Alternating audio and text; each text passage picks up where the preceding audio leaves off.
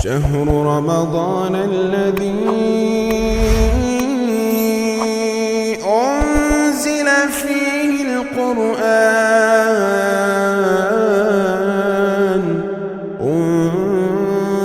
فيه القرآن هدى للناس وبينات من الهدى والفرقان فمن شهد منكم الشهر فليصمه ومن كان مريضا أو على سفر فعدة من أيام أخر يريد الله بكم اليسر ولا يريد بكم العسر ولتكملوا العدة ولتكبروا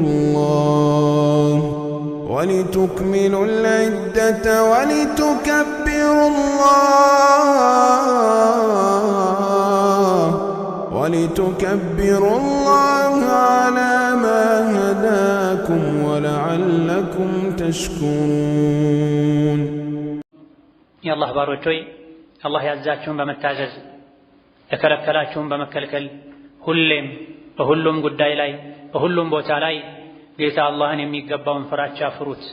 አላህን ተባረከ ወተዓላ የፈራ ሰው በዱንያም በአኺራ ይድናል። ያሰበውን አላህ ተባረከ ወተዓላ ያሳካለታል። የአላህ ባሮች ሆይ የዛሬ ሳምንት ረመዳንን በጉጉት ስንጠብቅ እንዳልነበረው ዛሬ 1/4ኛውን የሸኘን እንገኛለን። ዱንያም እንደዚህ ነው፣ እድሜያችንም እንደዚህ ነው የሚሄደው።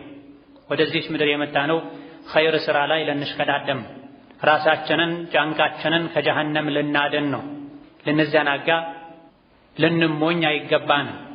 ነገ ዱንያን ጥለናት ስንወጣ አኺራ ላይ ደስተኛ የምንሆነው ዱንያ ላይ መልካም ስራን በመስራት ደስተኛ ከሆነን፣ ዱንያ ላይ የመልካም ስራ ሀብታም የሆነ ብዙ ኸይር ስራ ያለው ጀነት ላይ በጸጋ ይኖራል። ረመዳን ወደ አላህ መቃረቢያ ወር ነው። የጀነት ገበያ ነው። ከጾም በተጨማሪ እጅግ በጣም ውድ የሆኑ ከጾም ጋር አብረው ሊሰሩ የሚገባቸው መልካም ስራዎች አሉ። ተጓዳኝ ዒባዳዎች አሉ። መጾም ብቻ ሳይሆን የረመዳንን ክብር ለማግኘት የረመዳን በረከት ተቋዳሽ ለመሆን ከጾሙ ጋር አብረን ልንሰራቸው የሚገቡ የተለያዩ መልካም ስራዎች አሉ። ከዚህም አንዱ የረመዳን ምሽቶችን መስገድ ነው፣ በሶላት ማሳለፍ ነው። ነቢዩ ዓለይሂ ሰላቱ ወሰላም ረመዳንን ከጌታው የተደነገገ ዋጅብ ግዴታ መሆኑን አምኖ ምንዳም ከአላህ ፈልጎ የጾመ ሰው ወንጀሉ ይማራል እንዳሉት ሁሉ የረመዳን ሌሊቶችን አጅር ከአላህ ፈልጎ የሰገደ ሰው አላህ ተባረከ ወተዓላ ወንጀሉን ይመራዋል ብለዋል። የረመዳን ሌሊቶችን ከመጀመሪያው ምሽት ጀምሮ እስከ መጨረሻ መስገድ ምህረትን ያስገኛል። ለየት ባለ መልኩ ደግሞ ለይለቱል ቀድርን የክብሯን የውሳኔዋን ሌሊት በሶላት በዒባዳ በዱዓ ያሳለፈ ሰውም አላህ ተባረከ ወተዓላ ወንጀሉን ይመራዋል ብለዋል። የረመዳን ምሽቶችን ሰግዷል የሚባለው አንድ ሰው ቢያንስ ተራዊህ ሲሰግድ ነው። ከሙስሊሞች ጋር በአቅራቢያው በሚገኝ በአካባቢው ባለ መስጂድ የነቢዩን ሱና በጠበቀ መልኩ ተራዊህ የሰገደ ሰው የረመዳን ምሽቶችን ሰግዷል ይባላል። በዚህ ወንጀሉ ይማርለታል። የቻለ ሰው ቤት ከተመለሰ በኋላም ከስሑር በፊትም ዐሽረ ለዋኺር ላይ የሚሰገደው ተሐጁድ ቅያምም ጭምር በማብዛት የአላህን ምህረት የምናገኝባቸው መንገዶችን አጋጣሚዎችን ልናበዛ ይገባናል። ሁሉም እንደ አቅሙ፣ አላህ ከአቅም በላይ አያዝም። ሱና ነው ተብሎ የምሽት ሶላት ረመዳን ላይ መጥቶ የለበትም። እንደ ዋጅብ በመቁጠር ደግሞ በዛ ልክ የሚያመው ሰው መቸገርም የለበትም። ያቃተው ሰው ቁጭ ብሎ መስገድ ይችላል። ሙሉውን ያልቻለ ሰው በትክክል የማይችል ሰው የተወሰነ ሰግዶ ቀሪውን ቤት ቁጭ ብሎ መስገድ ይችላል። ለኸይር ያለንም ፍላጎት ልናሳይ ይገባናል። ይህ ከመሆኑ ጋር እጅግ በጣም ብዙ ሰዎች ትንሽ ደክመው ምህረት ከማግኘት የጀነት ባለቤት ከመሆን ይልቅ ኢሻ ሰግደው ብቻ የሚሄዱ ለኢሻም ወደ መስጂድ የማይገቡ እረፍትን የሚያስበልጡ ሰዎች አሉ። ዱንያ ላይ እረፍትን የመረጠ አኺራ ላይ አያርፍም። ዱንያ ላይ የለፋ የደከመ በኸይር ስራ አኺራ ላይ ያርፋል። ሞት ወደኛ እየመጣ ነው። መቼ እንደምንሞት አናውቅም። በሽተኛም ይሞታል፣ ጤነኛም ይሞታል፣ ወጣቱም ይሞታል፣ አዛውንቱም ይሞታል። ከአላህ በስተቀር የማይሞት ማንም የለም። መቼ እንደምንሞት ማናችንም አናውቅም። ስንሞት ደስ እንዲለን ቀብር ስንገባ ቀብራችን እንዲሰፋ ኑር እንዲሆን ወጣቱም አዛውንቱም ባለጉዳዩም ክፍት ሰዓት ያለውም ሁሉም ኸይር ስራ ላይ ብርቱ ሊሆን ይገባል። የተዘናጋ የተሸነገለ ኸይርን ለነገ ብሎ ያሳደረ ሲሞት ይቆጨዋልና ረመዳን አያሙ ማዕዱዳት አላህ እንዳለው ውስን ቀኖች ናቸው። እነዚህ ውስን ቀኖችን ውስን ሌሊቶችን ኸይር ስራ ላይ በርትተን ስሜታችንን አሸንፈን ድካምና እንቅልፋችንን ተቋቁመን ለዒባዳ ልናሳልፍ ይገባናል። ሙእምን መቼም ኸይር አይጠግብም። እስኪሞት ድረስ ኢማን ያለው ሰው የአኼራ ጉዳይ የሚያሳስበው ሰው ለምን እንደተፈጠረ የሚያውቅ ሰው ሁሌ ለኸይር ይሽቀዳደማል፣ ይፎካከራል እንጂ ቀን ከጾምክ ይበቃኛል አይልም። ሙእምን የተኛው ኸይር ስራ እንደሚያድነው አያውቅም። የተኛውን ስራ አላህ እንደሚቀበለው አያውቅምና እቺ ትሆናለች ልታድነኝ የምትችለው እቺ ትሆናለች ያለ ኸይርን ሁሌም ይጨምራል እንጂ በትንሽ ነገር አይብቃቃም። ረመዳን ላይ መልካም ስራ ከሚባሉ የዒባዳ አይነቶች አንዱ ለጋስ መሆን ነው፣ ማብላት ማጠጣት ነው። አላህ ተባረከ ወተዓላ ደጋግ ባሮቹን ሲገልጽ ለጀነት የተዘጋጁ እድለኞችን መገለጫቸውን ሲነግረን ወዩጥዒሙነ አጥዓመ ዐላ ሑቢሂ ምስኪነን ወየቲመን ወአሲራ ኢነማ ኑጥዒሙኩም ሊወጅሂላህ ላ ኑሪዱ ሚንኩም ጀዛአን ወላ ሹኩራ እንደሚሉ ነግሮናል። የጀነት ሰዎች የአላህ ባሮች ምግብን ለራሳቸው የወደዱት እየፈለጉት ያበላሉ።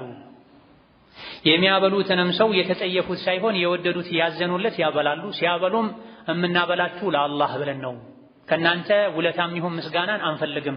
እፊት ለፊታችን ከባድ ቀን አለ፣ ለዛ ቀን መውጫ እንዲሆነን ነው ይላሉ ብሏል። ሁሌም ማብላት፣ መለገስ፣ የተቸገረን ሰው መርዳት አስፈላጊ ከመሆኑ ጋር ጾም ላይ ይበልጥ ያስፈልጋል። ነቢዩ ዓለይሂ ሰላቱ ወሰላም ኸይር ስራ ላይ መመገብ ላይ መርዳት ላይ እንደ ንፋስ ፈጣን ነበሩ ተብሏል።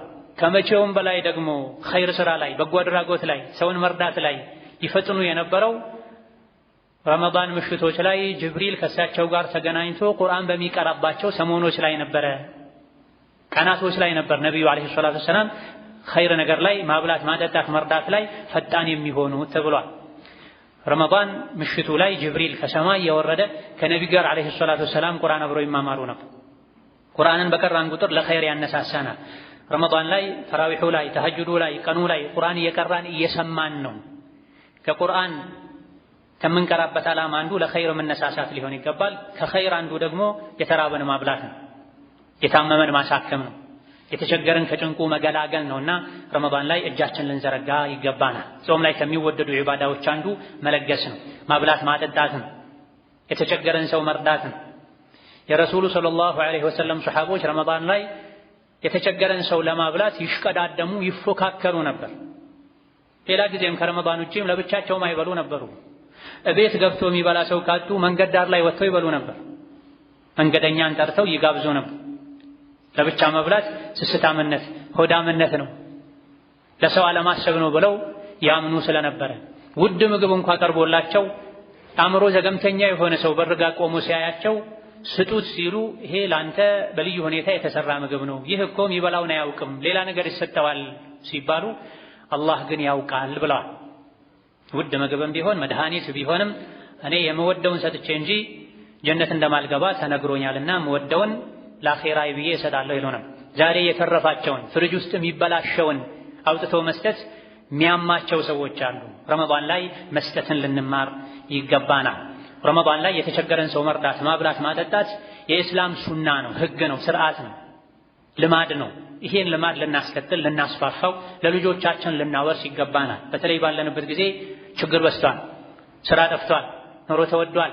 ከዙሪያችን ያሉ ሰዎች አፍረው እርዳታ መጠየቅ ከብዷቸው ጾማቸውን ውለው ጾማቸውን የሚያድሩ ሊኖሩ ይችላሉና ረመዳን ላይ ሁሉም እንዳቅሙ ሸሪዓ የሚለው የአንድ ሰው ምግብ ለሁለት ሰው ይበቃል፣ የሁለት ሰው ለአራት ሰው ይበቃል ነውና የሚለው ራስ ወዳድነትን በመቀነስ ከዙሪያችን ያሉ ሰዎችን በተለይ ያለኛ አስታዋሽ ረዳት የሌላቸው ሰዎችን ልንረዳ ይገባናል። ጾም ላይ ተወዳጅ ዒባዳ ነው። ነቢዩ ዓለይሂ ሰላቱ ወሰላም ጾም ላይ ማብላትን አበረታተዋል። ስለ ረመዳን ትሩፋት ሲዘረዝሩ ረመዳን ላይ ጾመኛን ያስፈጠረ ሰው ያስፈጠረውን ሰው ያክል አጅር አላህ ይሰጠዋል ብለዋል። ጾመኛን ያበላ ሰው 10 ጾመኛ ካበላ አንድ ሰው የ10 ሰው አጅር አላህ ይሰጠዋል።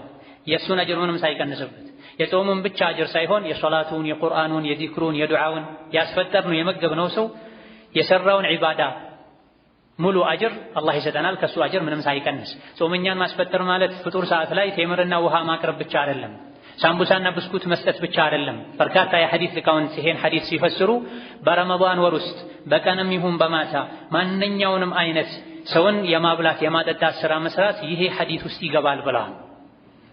ምን ቢያጣ አንድ ሰው በውሃና በቴምር አንድን ሰው ካስፈጠረ አላህ አጅር ይሰጠዋል። ነገር ግን አጥግቦ ያበላ ሰው፣ አስቤዛ ያቀረበ ሰው፣ ሰዎችን በተለያየ መልኩ የመገበ ሰው፣ በረመዳን እንዳይቸገሩ ያደረገ ሰው በዚህ ሐዲስ መሰረት ረመዳን ላይ እጁን የዘረጋላቸው፣ ያበላቸው፣ ያጠጣቸው፣ ያስደሰታቸው ሰዎችን ያክል አጅር ምንዳ አላህ ይሰጠዋልና ንፉግ ልንሆን አይገባም። ስጥ፣ የዓርሹ ባለቤት ያጎርልብኛል ብለህ አትፍራ ተብሏል። በየቀኑ መላእክቶች ወርደው ለሚሰጥ ስጠው፣ ለሚይዝ ለሚሰስት ያዝበት ይላሉ ተብሏል።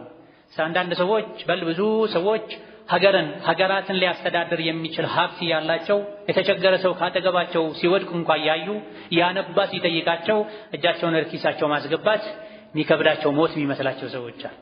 በዚህ መልኩ ስስታም መሆን ሸይጣንን ያስደስታል፣ አላህን ያስቆጣል። አላህ የሰጠን ልንሰጥም ጭምር ነው፣ ራሳችን ልንበላ ብቻ ሳይሆን። ረመዳን ላይ ከሚወደዱ ዒባዳዎች ሌላኛው መስጂድ መቀመጥ ማብዛት ነው። የረሱሉ ሰለላሁ ዐለይሂ ወሰለም ሰሐቦች ሲጾሙ መስጂድ መቆየት ያበዙ ነበር። አቡ ሁረይራ እንዳሉት እሳቸውም ተማሪዎቻቸውም ረመዳን ላይ አብዛኛውን ጊዜ ሲጾሙ ከመስጂድ አይወጡም ነበር። እሳቸው ብቻ ሳይሆን ከእሳቸው በፊት የነበሩ ሰሐቦችም ይሄን ያደርጉ እንደነበረ፣ መስጂድ መቆየትን ሲጾሙ ያበዙ እንደነበረ ተናግረዋል። ከእሳቸው በኋላ የነበሩ ታቢዒዎችም ደጋግ ቀደምቶችም ጾመኛ ሲሆኑ ካልተገደዱ በስተቀር ከመስጂድ አይወጡም ነበር። ስለዚህ ረመዳን ላይ ከሚወደዱ የጾምን ምንዳ ከሚያሳድጉ ዒባዳዎች አንዱ መስጂድ መቆየት ማብዛት ነው። ይሄም አንድ ጾምን ለመጠበቅ ነው። ጾም ስስ ነው፣ ይጎዳል። ነቢዩ ዓለይሂ ሰላቱ ወሰላም ጾም ጋሻ ነው ብለዋል። ከወንጀል ይከለክላል ዱንያ ላይ፣ ከጀሃነም እሳት ያድናል አኺራ ላይ።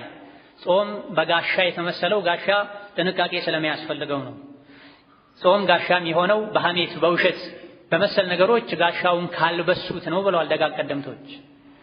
አካልን ለመጠበቅ ጾምን ለመጠበቅ መስጂድ ቁጭ ብሎ ዒባዳ ለማድረግ ቁርአን ለመቅራት ሁለት ረካዓ ለመስገድ ኢዕቲካፍም ለማድረግ ይሄን ሁሉ በማሰብ በማቀድ ዋጅብ የሆነ ከበድ ያለ ኃላፊነት የሌለበት ሰው መስጂድ መዋልን ሊያበዛ ይገባዋል። እስከ ዙህር ሰርቶ ከዙህር እስከ ኢፍጣር ያለውን መስጂድ ማሳለፍ፣ እስከ ዐሱር ሰርቶ እስከ መግሪብ ያለውን መስጂድ ማሳለፍ ግዴታ ካልሆነ በስተቀር ከመስጂድ መውጣትን መተው አንዱ ረመዳን ላይ ልናበዛው በአጥብቀን ልንይዘው የሚገባ ዒባዳ ነው።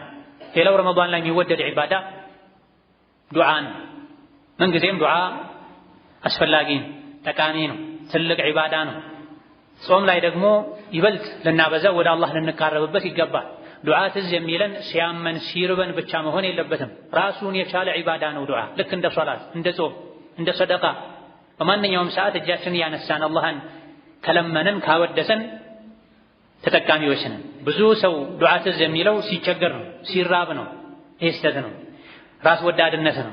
ለራሳችን ሓጃ ስንል ብቻ ሳይሆን አላህን መለመን ያለብን አላህን ለማስታወስ አላህን ለማወደስ ወደሱ ለመቃረብ ብለንም ሓጃውን ባይኖረን ዱዓ ልናደርግ ይገባናል። ሲራጥን ያልተሻገረ ከጀሃነም ያልዳነ መቼ ሓጃ የለበትም ማለት ይቻላል። ትልቁ የሙእምን ሓጃው ከጀሃነም ድኖ ጀነት መግባት ነውና የጀነትን ምድር መርገጥ እስክንችል ድረስ ሲራጥን ከኋላችን ትተነው እስክናልፍ ድረስ ባለ ሓጃዎች ነን፣ ባለ ጉዳዮች ነን። ዘውትር አላህን ልንማጸነው ልንለምነው ይገባል። አላህ ተባረከ ወተዓላ ስለ ጾም የሚያብራሩ አንቀጾች መሃል ስለ ዱዓ ነግሮናል። የጾም አሕካሞችን ህግጋቶችን ያብራራ መሃል ላይ ስለ ዱዓ ነግሮናል። ጾምና ዱዓ ግንኙነት እንዳላቸው ያሳያል። ነቢይም ዓለይሂ ሰላቱ ወሰላም ጾመኛ ዱዓው አይመለስም ብለዋል። ስለዚህ ጾመኛ በሁሉም አጋጣሚ ማታ ቁኑት ላይ ብቻ ሳይሆን ስራም የተሰራ ቤትም መስጅድም በየመሃሉ ስጁድ ላይም ዱዓ ልናበዛ ይገባናል። ለራሳችንም ለወዳጆቻችንም ለወላጆቻችንም ለሀገራችንም ለመላው የሰው ልጅ የዱዓ ዘርፉ ብዙ ነው። ለራሳችን ብቻ ሳይሆን ለሌሎችም ዱዓ ስናደርግ እንጠቀማለን። በባህረል ገይብ አጠገቡ ለሌለ ሰው አስቦ ለወንድሙ ለእህቱ ተጨንቆ ዱዓ ያደረገ ሰው ለወንድምህ ለእህትህ ያደረከውን አይነት ጥቅም መልካም ነገር ላንተም ይላል መላኢካ ራሱ ላይ ቆሞ ብለዋል ነብዩ ሰለላሁ ዐለይሂ ወሰለም። ወከዛሊክ ረመዳን ላይ ልናበዛቸው ከሚገቡ ዒባዳዎች አንዱ ቁርአን መቅራት ነው። አላህ ተባረከ ወተዓላ ቁርአንና ረመዳንን አስተሳስሮታል፣ አያይዞታል። ሸህሩ ረመዳን አለዚ ኡንዚለ ፊሂ አልቁርአን ቁርአን አንድ ብሎ መውረድ የጀመረው ረመዳን ላይ ነው። ረመዳን ላይ ቀንም ማታም ቁርአንን መቅራት ማዳመጥ ማብዛት ይወደዳል። ነቢዩ ዓለይሂ ሰላቱ ወሰላም ከጅብሪል ጋር ማታ ማታ ቁርአንን ይማማሩ ነበር። ሰሓቦችም ታቢዕዮችም ረመዳን ላይ ቁርአንን ያበዙ ነበር። በአንድ ቀን እንኳ ደጋግመው የሚያኸትሙ ነበሩ። ቢያንስ ሙእምን በየወሩ አንዴ ማክተም አለበት። ረመዳን ላይ ቢቻል በየ3 ቀኑ፣ በየ5 ቀኑ፣ በየ7 ቀኑ መختም አለበት። ምን ቢያቅተው ሙስሊም ረመዳን ላይ አንዴ ማክተም አለበት። የተቸገረም ቢሆን 30 ጁዝ ማክተም የማይችል ሰው የሚችላቸው ሱራዎችን መደጋገም አለበት። ጭራሽ መቅራት የማይችል ሰው ማድመጥ ማብዛት አለበት። ቁርአን በረካው ኸይሩ እጅግ በጣም የበዛ ነው። እውነተኛ የአላህ ባሮች አንዱ መገለጫቸው ቁርአን መቅራትን ያበዛሉ፣ ያዘወትራሉ። አላህ ተባረከ ወተዓላ ቁርአን እንድንቀራ አዞናል፣ ነቢይን አዟቸዋል። ወአነ አትሉል ቁርአን ቁርአን እንድቀራ ቁርአንን እንድከተል አላህ አዞኛል ይላል። ወረቲል ቁርአነ ተርቲላ ቁርአንን አሳምረህ መቅራትን ቅራው ብሏቸዋል ነቢይን ዓለይሂ ሰላቱ ወሰላም። ይህ ትእዛዝ ለእሳቸው ብቻ ሳይሆን ለእኛም ጭምር ነው። ቁርአንን አዘውትረው የሚቀሩ ህጉን የሚተገብሩ ባሮቹንም አላህ አመስግኗል። ኢነል ለዚነ የትሉነ ኪታበላህ ወአቃሙ ሰላተ ወአንፈቁ ሚማ ረዘቅናሁም ሲረን ወዐላኒያ የርጁነ ቲጃረተን ለን ተቡር ሊወፊየሁም ኡጁረሁም ወየዚደሁም ሚን ፈድሊህ ኢነሁ ገፉሩን ሸኩር ይላል። እነዚያ ቁርአንን የሚቀሩ የሚያነቡ ህጉን የሚከተሉ ሶላት የሚሰግዱ በገሃድም በሚስጥር ከሰጠናቸው ቀንሰው የሚሰጡ አላህ ተባረከ ወተዓላ ማይከስር ሀብትን ይሰጣቸዋል፣ ትልቅ ምንዳን ይመነዳቸዋል። ከሰሩት ስራ በተጨማሪም እጥፍ ድርብ አድርጎ ይመነዳቸዋል ብሏል። ነገር ግን ቁርአን ሲቀራ፣ ሶላት ሲሰገድ፣ ሰደቃ ሲሰጥ ረጃው ተስፋው አላህ መሆን አለበት። ለፉክክር መሆን የለበትም። ለዱንያዊ ጥቅም ተብሎ መሆን የለበትም። ቁርአን ውስጡ ላይ ከ300 ሺህ በላይ ፊደሎች እንዳሉ ይነገራል። 300 ሺህ ፊደልን 30 ጁዝ ያነበበ ሰው አንድ ያከተመ ሰው አንዱ ፊደል በ10 ሐሰና ይባዛል ተብሏል። 300 ሺህ በ10 ብናባዛው ቢያንስ በትንሹ 3 ሚሊዮን የሚሆን አጅርን ያገኛል ማለት ነው ቁርአን የሚቀራ ሰው። ሌላን ወሬ ማብዛትን ትተን ቁርአን መቅራት ልናበዛ ይገባናል። ቁርአን የሚጠቅመው እያስተነተኑ ከቀሩት ነው፣ እያጣጣሙ ከቀሩት ነው፣ ከሰሩበት ነው። ቁርአን የማይቀራ ሰው እንደ ወና ቤት እንደሆነ ነቢዩ ዓለይሂ ሰላቱ ወሰላም ተናግረዋል። ወና ቤት ሲገባበት ይሸታል፣ ይከረፋል፣ ያስፈራል። አንድ ቤት ውስጥ ቁርአን ከተቀራበት ቤቱ እንደሚሰፋ መላኢካ እንደሚበዛበትም ነቢዩ ዓለይሂ ሰላቱ ወሰላም ነግረውናል። ቁርአን የሚቀራ ሰው የሚቀናበት ሰው እሱ እንደሆነም ነግረውናል። በሁለት አይነት ሰዎች እንጂ መቅናት አይገባም ብሏል ነብዩ ሰለላሁ ዐለይሂ ወሰለም። አንደኛው አላህ የቁርአን ዕውቀትን ሰጥቶት ቀን ከሌሊት ቁርአንን የሚቀራ ሰው ሊቀናበት ይገባል። ሌላው አላህ ሀብት ሰጥቶት አላህ በሚወደው መንገድ ሁሉ ቀን ከሌሊት ወጪ የሚያደርግ ሰው ሊቀናበት ይገባል። ከዚህ ውጪ የሚያስቀና ነገር የለም ብለዋል። ቁርአን መቅራት ዱንያም አኺራም ላይ ትልቅ ደረጃን ያሰጣል። አቡ ዘር የሚባሉ ሰሐቢ ለነቢ ዓለይሂ ሰላቱ ወሰላም ያ ረሱላህ ይምከሩኝ ብለው ሲጠይቋቸው አላህን ፍራ፣ የነገሮች ሁሉ ዋና ራስ ይሄ ነው፣ አላህን ፍራ አላቸው። አቡ ዘር ያ ረሱላህ ይድገሙኝ ምክር አላቸው። ይሄኔ ነቢ ዓለይሂ ሰላቱ ወሰላም ዐለይከ ቢቲላወቲል ቁርአን፣ አደራህን ቁርአንን መቅራትን አብዛ።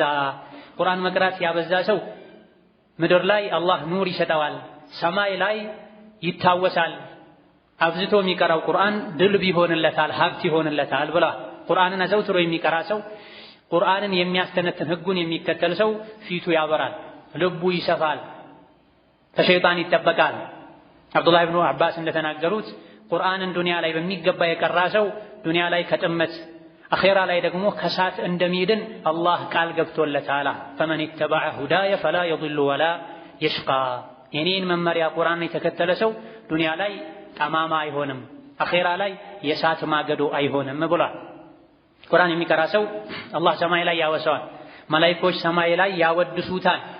ነቢዩ ዓለይሂ ሰላቱ ወሰላም ኡበይ ለሚባሉ ሱሐቢ ኡበይ ሆይ አላህ ቁርአን እንድቀራለህ እንዳሰማህ አዞኛል አሏቸው። ኡበይ በጣም የደስታ መደንገጥን ደንግጠው እንደው ከጓደኞችህ ለአንዱ ዝም ብለህ ቁርአን ቅራ ነው ያለውት ወይስ ኡበይ ብሎ የኔን ስም ጠርቶ ነው ቅራለት አሰማው ያላችሁ ብሎ ነቢይን ሲጠይቋቸው በል አላህ ስምህን ጠርቶ ለኡበይ ቁርአን አሰማው ብሎኛል አሏቸው። ኡበይ ይሄኔ የደስታ ለቅሶን አለቀሱ። ዱንያ ላይ በዘፈን በማይጠቅሙ ነገሮች በማላ ያኒ የተጠመደ ሰው ሰማይ ላይ አይታወስም። በወንጀሉ ካልሆነ በስተቀር ቁርአንን መቅራት ያበዛ ሰው አላህ ተባረከ ወተዓላ ይወደዋል፣ ያከብረዋል። الله تبارك وتعالى له الله قرآن يعقرالن وده قرآن يملسن أقول قولي هذا وأستغفر الله لي ولكم ولسائر المسلمين من كل ذنب وخطيئة فاستغفروه إنه هو الغفور الرحيم والبر الكريم. الحمد لله على إحسانه والشكر له على توفيقه وامتنانه وأشهد أن لا إله إلا الله وحده لا شريك له تعظيما لشانه وأشهد أن محمدا عبده ورسوله الداعي إلى رضوانه صلى الله عليه وعلى آله وأصحابه وإخوانه وسلم تسليما كثيرا. أما بعد ረመዳን ከሌሎች ወሮች የተከበረ የተለየ ወር ነው። የወራቶች ሁሉ አለቃ ነው። ረመዳንን ያከበረ አላህ ያከብረዋል። ረመዳንን የናቀ ቸላ ያለ አላህ ቸላ ይለዋል፣ ይንቀዋል። ረመዳንን ከምናከብርበት መንገድ አንዱ ረመዳን ላይ ተወዳጅ የሆኑ ዒባዳዎችን ማብዛት ነው። ረመዳን ላይ ተወዳጅ ከሆኑ ልናበዛቸው ከሚገቡ ዒባዳዎች አንዱ ደግሞ ቁርአን መቅራትን ማብዛት ነው። ባለንበት ጊዜ ሰውን ሶሻል ሚዲያ አእምሮውን ሰርቆታል፣ ጊዜውን ሰርቆታል፣ አቅሉን ሰርቆታል። ቁርአን ለመቅራት 20 ደቂቃ 30 ደቂቃ 1 ሰዓት መቀመጥ የሚከብዳቸው ሰዎች እጃቸው እስኪዝል ድረስ በሁለት እጃቸው ስልክ ይዘው የዓለም ወሬን የሚከታተሉ ሰዎች አሉ። ይሄ ሒርማን ነው፣ አለመታደል ነው። ሌላ ጊዜውን በዚህ መልኩ ጊዜን በማይረባ ነገር ማቃጠል ከሙእምን ማይጠበቅ ነው። ቢያንስ ረመዳን ላይ ሌሎች ነገሮችን እርግፍ አድርገን በመተው በቁርአን ልንጠመድ ይገባናል። ዱንያ ኸይራችን ይስተካከላል። ቁርአን በመቅራታችን ብዙ ጥቅሞችን እናገኛለን። በአንድ ሐዲስ ብቻ የተነገሩ 4 ጥቅሞች አሉ ቁርአን በመቅራት የሚገኙ። ነብዩ አለይሂ ሰላቱ ወሰላም ከአቡ ሁረይራ ሙስሊም ባስተላለፉት ሐዲስ ላይ እንደተናገሩት ሰዎች ሰብሰብ ብለው ቁርአንን የቀሩ እንደሆነ በግልም ቢሆን ቢቀራ ይሄ አጅር ይገኛል። በተለይ ሰብሰብ ተብሎ ቁርአን ተፍሲርን፣ ቁርአን ንባብን የአላህ ቤት ላይ ቢቻል ካልሆነ ማንኛውም ቦታ ላይ ሰዎች ሲማሩ 4 ነገሮችን እንደሚያገኙ ነብዩ ነግረውናል አለይሂ ሰላቱ ወሰላም። አንደኛ ሰኪናን የልብ መረጋጋትን አላህ ይሰጠዋል አሉ ቁርአንን የሚቀራ ሰው። ሁለተኛ የአላህ ረሕመት ይሸፍነዋል፣ በብዛት የአላህን ረሕመት ያገኛል። ሶስተኛ መላኢካ ይከበዋል። አራተኛ አላህ ተባረከ ወተዓላ ሰማይ ላይ ሆኖ ስለሱ ከመላኢኮች ጋር ይነጋገራል። አዘውትሮ ቁርአንን የሚቀራ ሰው መላኢኮች ያወድሱታል፣ መላኢኮች እስትግፋር ያደርጉለታል። አላህ ተባረከ ወተዓላ አርሹ ላይ ሆኖ ያወሳዋል በክብር። ሰላምን መረጋጋትን ያገኛል። ዘፈን መስማት፣ ቀልብ የሚያደርቁ ነገሮችን ማየት ልብን ያጣብባል፣ ሰላምን ይነሳል። ቁርአንን መቅራት ደግሞ ሰኪና መረጋጋት እንዲያገኙ ያደርጋል። ቁርአን በመቅራታችን ኃያሉ አዛኙ አላህ ያስታውሰናል። ቁርአንን በመተዋችን አላህ ተባረከ ወተዓላ እንደተተወ እንደተረሳ ነገር ያደርገናል። ይህን የሸይጣን ይጠጋናል። ቁርአንን በመቅራት ቁርአንን በማድመጥ ቁርአንን በማዘውተር የልብ መረጋጋት እናገኛለን። በዘመናችን ከታጡ ነገሮች አንዱ የልብ መረጋጋት ነው። ነብዩ ሰለላሁ ዐለይሂ ወሰለም ሐዲታቸው ላይ እንደተነገረው ከሳቸው ሰሐቦች መሃል አንዱ ፈረሱን በቅርብ ርቀት አስሮ ሱረቱል ካህፍን እየቀራ ነበር። ሱረቱል ካህፍን እየቀራ ሳለ ፈረሱ መበርገግ ጀመረ። ከላይ ደመና የሚመስል ብርሃናማ ነገር ወደ ታች የወረደ ነበር። ፈረሱ ይሄን አይቶ በርግጎ አጠገቡ የነበረን ልጅ እንዳይጎዳብኝ ብሎ መቅራቱን አቆመ። በማግስቱ ሄዶ ለነብዩ አለይሂ ሰላቱ ወሰላም ሲነግራቸው ይሄው እኮ ቁርአን ስለቀራህ ከሰማይ የወረደ ሰኪና ነው አሉ ነብዩ ሰለላሁ ዐለይሂ ወሰለም። ቅራ ቀጥል ቁርአንህና። ቁርአን ስንቀራ ሰላም ይገኛል፣ ሰኪና ይገኛል፣ መረጋጋት ይገኛል። ዛሬ ላይ በስልኩም በኮምፒውተሩም በቴሌቪዥኑም የሚሰማው የሚደመጠው መንገድ ላይም ታክሲ ላይ የሚበዛው ቀልብ የሚያደርግ ዘፈን ነው። ከዘፈን ያልተናነሱ ዘመናዊ ጊዜ ያመጣቸው እስላም ላይ የተለጠፉ ነሺዳና መሰል ቀልብ የሚያደርጉ ከቁርአን የሚያርቁ ነገሮች ናቸው። ከነዚህ በመራቅ ቁርአንን ልንቀራ ቁርአንን ማድመጥ ልናበዛ ይገባናል። ቁርአንን አዘውትሮ አሳምሮ የሚቀራ ሰው ቁርአን የቂያም ቀን ከአላህ ጋር ያስታርቀዋል፣ ያማልደዋል። ነብዩ ሰለላሁ ዐለይሂ ወሰለም ቁርአንን ቅሩ፣ ቁርአንን አዘውትሮ ይቀሩ የነበሩ ሰዎች የቂያም ቀን ቁርአን ከአላህ ጋር ያስታርቃቸዋል ብለዋል። ወከዛሊክ ቁርአን ዱንያ ላይ አዘውትሮ ይቀራው የተገበረው ለነበረ ሰው እንደሚከራከርለት ወደ ጀነት እንደሚወስደው ነብዩ አለይሂ ሰላቱ ወሰላም ተናግረዋል። ቁርአን የቀራን ሰው አላህ ተባረከ ወተዓላ ዘንድ ቁርአኑ ራሱ ቆሞ ውደደው፣ በሱ ደስተኛ ሁን፣ ሸልመው ብሎ እንደሚሟገትለት እንደሚከራከርለትም ነብዩ አለይሂ ሰላቱ ወሰላም ተናግረዋል። ከአብዱላህ ብን መስዑድ እንደተነገረው ቁርአን የአላህ ግብዣ ነው አሉ። ማንኛውም ግብዣ ያዘጋጀ ሰው ሰዎች ሲጋበዙለት ደስ ይለዋል። ቁርአን የአላህ ግብዣ ነውና የአላህን ግብዣ አትተው ብለዋል። ቁርአንን ልንተው አይገባንም። ቁርአን መቅራት፣ መማር፣ መሐፈዝ፣ ልጆቻችንን ማስቀራት ልናበዛ ይገባናል። በሌላ ንግግራቸው አብዱላህ ብን መስዑድ ልቦች መያዣ ናቸው፣ ዕቃ ናቸው አሉ። ልባችሁን በቁርአን ሙሉታል። ልብ በቁርአን ካልተሞላ በሌላ ነገር መሞላቱ የማይቀር ነው። ወደ ቁርአን ልንመለስ እንደ አቅማችን ቁርአን ልንቀራ ልንሐፍዝ ልንወደው ልንናፍቀው ልንጓጓለት መቅራት የማይችል ሰው ለመቅራት ጥረት ሊያደርግ ልጆቹን አስቀሩኝ ሊል ቤት ውስጥ ቁርአን እየተከፈተ መንገድ ላይ ቁርአን እየተከፈተ ስንጓዝ ማድመጥን ልናበዛ ይገባናል። ቁርአን የምላስ ዒባዳ ነው መቅራቱ መማሩ ማስተማሩ፣ የልብም ዒባዳ ነው መሐፈዙ ቁርአንን መውደዱ የአላህ ቃል ነው ብሎ ማመኑ ማስተንተኑ፣ የአካላትም ዒባዳ ነው ቁርአንን መቅራቱ መማር ማስተማሩ ቁጭ ብሎ ለቁርአን ጊዜ መስጠቱ። ከዛ በላይ ደግሞ ቁርአንን በአካላት መተግበሩ ቁርአን የከለከለን መከልከሉ ያዘዘንን መታዘዙ የቁርአን ዒባዳ ነው። አንድ ሰው ቁርአን ሲቀራ ልቡም አካሉም ሰውነቱም ጊዜውም ጉልበቱም ጭምር በቁርአን ላይ በመዋሉ ድርብርብ አጅርን ያገኛል ማለት ነው። ቁርአን የሞተ ልብን የሚቀሰቅስ ነው። ተራራዎች ላይ ቢወርድ ቁርአን ተራራን ይንድ እንደነበር አላህ ነግሮናል። ከመሆኑም ጋር ግን ቁርአን ልባችንን ያንቀሳቀሱ አይደለም። ጂኖች እንኳን ቁርአንን ሰምተው እንደተገሰጹ እንዳመኑ ነግሮናል። ለምንድን ነው እኛ ቁርአን እየሰማን ማንገሰጸው? ለምንድን ነው ለቁርአን ማንጓጓው ቁርአን ማንወደው ካለን ዋነኛው ምክንያት የወንጀል መብዛት ነው፣ የቀልብ መድረቅ ነው፣ አኼራን መርሳት ነው።